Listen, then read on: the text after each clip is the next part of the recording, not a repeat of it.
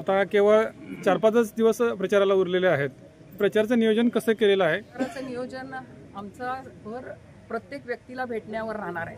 Ward to ward, घर to घर, माणूस टू माणूस हे प्रत्येक उमेदवार भेट घेईल आणि त्यांचे नेते म्हणून आम्ही प्रत्येक मतदारापर्यंत पोहोचण्याचा एक प्रामाणिक प्रयत्न करत आहोत. गेल्या 5 वर्षात किंबहुना गेल्या 10 वर्षात जी काही कामं चंदगडमध्ये झालेली आहेत, म्हणजे ह्या गावाचं एक रूप शहरामध्ये करण्यात सर्वांचाच हातभार आहे. स्वर्गीय बाबासाहेब कुपेकरांपासून असेल किंवा आईसाहेबांच्या काळात असेल आणि नंतर राजेशदादांच्या काळात असेल, एक प्रामाणिक प्रयत्न या चंदगड शहरासाठी केलेला आहे.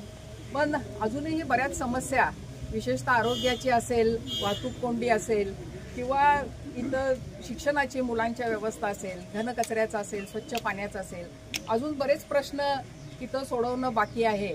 पण मला खात्री आहे आज आमच्या पाठीशी मुश्रीफ साहेब आहेत, अजितदादा आहेत, आमचे नेते पवार साहेब आहेत, जयंत पाटील साहेब आहेत. या सर्वांच्या मदतीने चंदगडवासियांचा पुन्हा एकदा विश्वास मिळवण्याचा प्रयत्न आपण करणार आहे. आणि मला वाटतं एक अतिशय उत्तम प्रतिसाद आम्हाला चंदगडमधून मिळत आहे.